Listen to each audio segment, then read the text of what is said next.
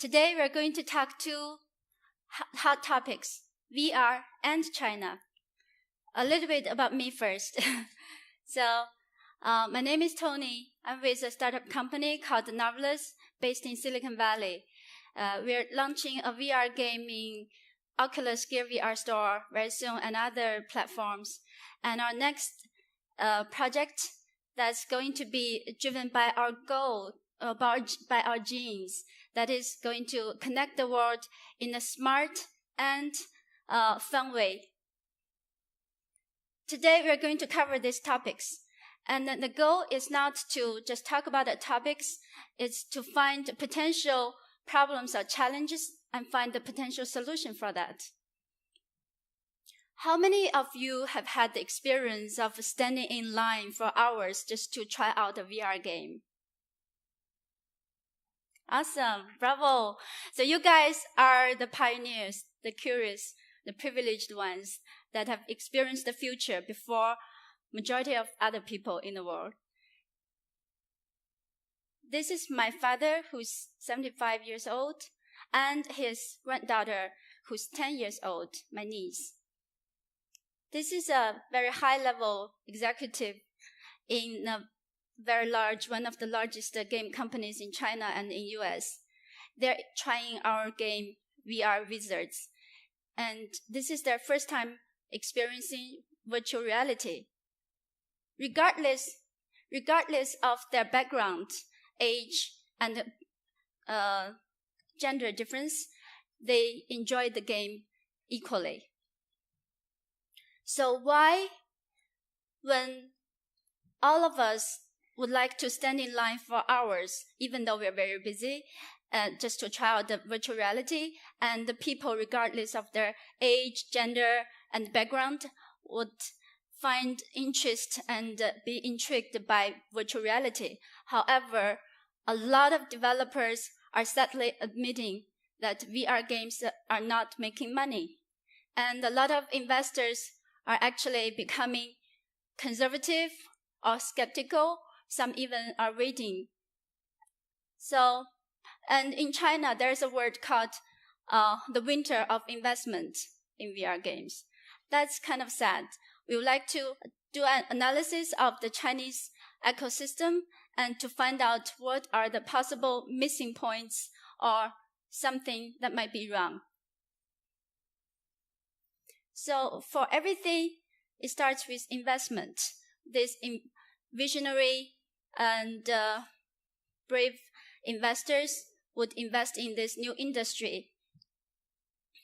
Unlike in a lot of other countries, in China, apart from VCs, there are two other players that are special in China. One kind of player is public companies. Some might not have any connection with games or VR. And another is government. And in China, I think public companies would like to have this virtual reality concept to boost their stock prices in the stock market, and the government would invest in a lot of hundreds of millions in incubators to support VR development. And then on top of that is hardware, which comprises of a mobile headset and controllers, and then the tools that supports the development of the content of VR. And then VR content comes in the forms of games, education, or some other areas like e-commerce, real estate even. And this will have to be distributed online or offline. In China, there are also a lot of offline experience centers. But with all this, something is missing, actually. That is the social platform layer. Without the social platform layer, the people in this VR world won't have their identity, and they cannot have connections with other fellow players. That's why the replayable value is low for a lot of VR games. So we feel like the social layer that's currently missing is actually a very critical element that's hindering the growth of the VR world. This is a detailed look of the ecosystem. You will see a lot of noteworthy names over here. And they do have a platform layer, but this platform layer currently is just like the app stores, a list of games. But they don't have the identity, not the friend system either. So without this, you cannot do the word of mouth spreading of the VR experience. Everything is included within this immersive world, but it cannot be spread out. That's why the growth of the user base of VR is very slow. This shows the investment sections. You can see most of the money goes into the hardware. So I think next, the investment should be focusing on the content. But for here, actually, I think some of the games also are counted in the content. So you could consider this game section should be actually higher. And these are the investors who have invested in VR content or games. This is a sample of the list of companies that have invested in China. I actually have a detailed list of this. If you're interested, you can email me. I can send you the list that was organized or researched by our team. These are the stages of the companies when they're invested, mostly in pre-A or angel. These are the value chain of the investment layout. The hardware part, headsets. In China, there's a special category, unlike in a lot of other places, that's the standalone headsets. They have the like the phone and the headset all together. Although I'm kind of conservative about the prospect of the standalone headsets. And these are some of the big names of the headsets. Top is the standalone, bottom are like phone-based ones. These are the games genre in like VR games genres. I would like to see a lot of games that have replayable values or that can connect with the other fellow players. An example of a VR game store. Do you see something strange over here? It's a store, right? But something is missing. There's no price, right? So everything in the App Store, in VR App Store in China, is free.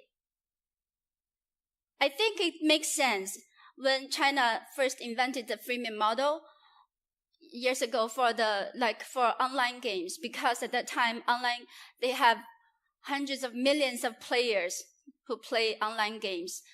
In that case, if you have like 2% or 1% or even lower kind of a paying user rate, you can still make a big fortune if there are some big whales. But for VR games, this is the beginning. There aren't so many the user base not so large yet. So right now, if you do this like the freemium model, and a lot of games, VR games currently is just for experience. They don't even have the replay value. You experience it once, and then you don't come back to play it the next time and later in the future, right? So for this kind of games, it's really hard for them to generate money from this freemium model. Take an example. These are the featured games in the App Store. Take one of the featured games that has about 240,000 players downloads. Okay, if you have a 5% of paying user rate, and if each user pays 10 renminbi, which is like 1.4 USD, or I don't know, maybe 2 shekels, then what they're going to make is actually about the annual salary of one engineer in China. So it doesn't make sense. this is another kind of distribution which is not online but offline. There are a lot of offline VR experience centers. Last time I read it, there were like 3,000 experience centers. And the biggest player here is called Shunwang, which is actually a net bar, a chain store net bar in China. They have over 10K chain stores across China. For this, they actually charge money. And so this business model actually works a little bit, but because of the VR games are currently at early stage and they don't have replay value, so that's why a lot of such centers also is just a one-time deal. It's really hard to get people coming back to play the VR games again and again. That's why there's some problems. So to summarize, today we discussed about two potential problems that are causing the slowing growth of VR industry: the missing of the social layer and the freemium model. I'm not sure if you agree with me. And apart from the obvious solutions for these problems, do you have any other suggestions or solutions we can discuss about here? And you can also continue the discussion with me to my email at tony@marvelous.com. Thank you very much.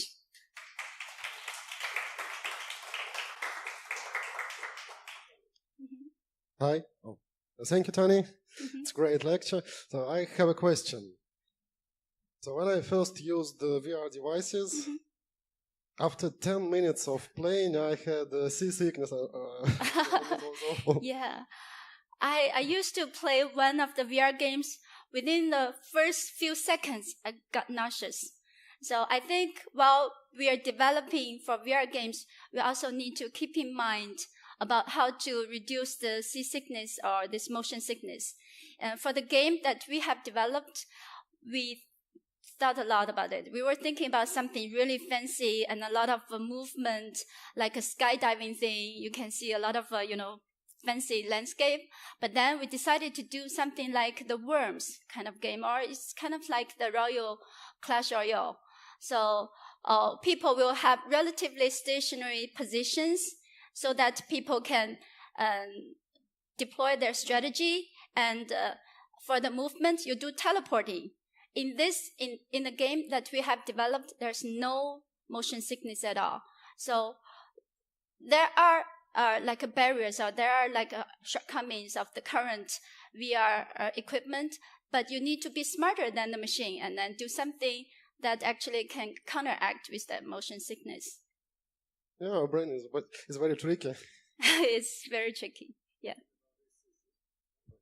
Question about this. First, about motion sickness, you're right. Designing is the key. And yesterday we did a demonstration from 12 people.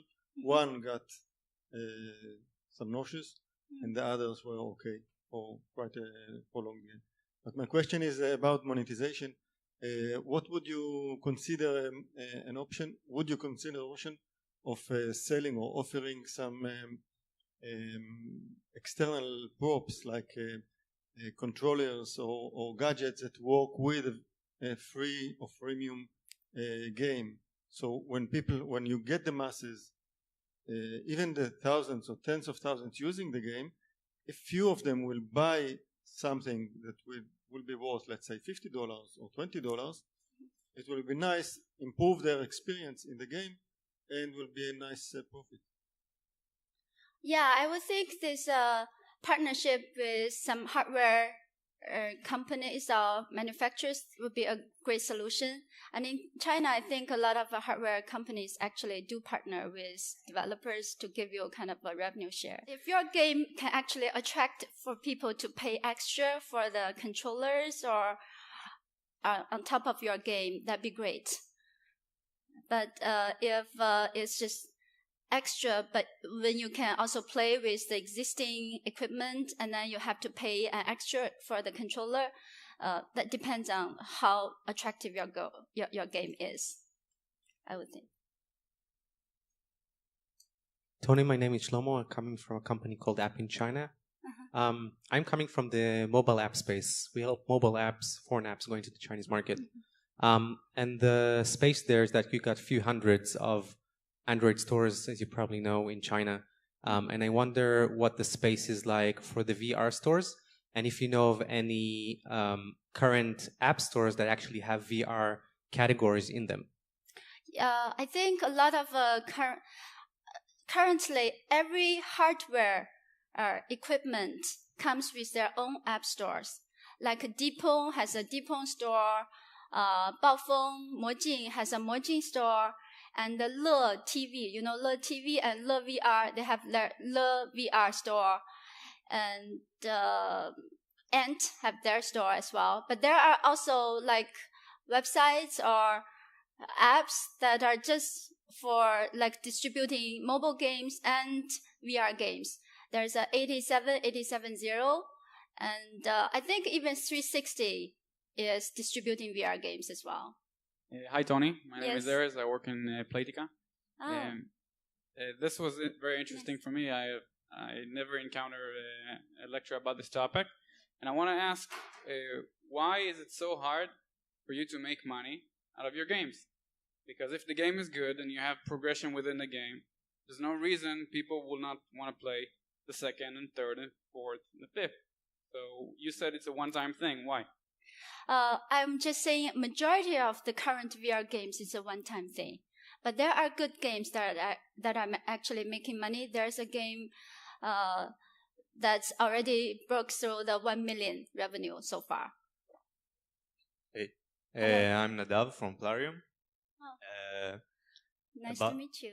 So about the freemium games not making a lot of revenue, and a bit connected to what he asked before, I think one of the major issues with the VR and AR games is that they play in a different space than mobile games, and like the mobile business model of free to play and then having microtransaction is a bit different because it has a completely different experience. So when you're putting on a headset and you play some games in VR, you can't really use the basic tricks of what we do in mobile, like gating content and introducing time boosts or stuff like that, the usual bread and butter of monetization in mobile games, because it's a completely different experience. So how would you say that VR games can improve on staying free and improving the monetization without going to the premium route? Because in my eyes, the premium route is the best way, I think, for VR games specifically to become maybe better for players. I don't know. It's an open question. Yeah, that's a very good thought. And I wouldn't think of any reason why VR games cannot also implement events and other promotional features in it. But I would think because due to the current limitations or restrictions of VR games, the players cannot play it for very long. You get motion sickness, right? Or other stuff. It's not convenient. And even if you don't have motion sickness, you are totally immersed into this VR world. You are unaware of what's happening around you. It could be unsafe. Okay, so you have to stop it at a certain time. So that's one of the reasons it's hard to build this kind of event or very deep playings in the game. But I would think if you have like a seasonal kind of events, it should still work. I don't see why it cannot work. And I think my concern is not about whether we could have like the deep premium in-game purchase inside VR games. It's about the user base. The user base is too small. With such a small user base, even if like mobile games or online web games, etc., you guys are doing really great, right? Yeah, like with the freemium model in Western countries. But your paying user rate is in the single-digit percentage. And then if the base is already very small, the single-digit percentage of user pay rate, then the total revenue wouldn't be very high. It's just my concern. I think at the beginning, it's safer or it's more healthy with an economic system that promotes premium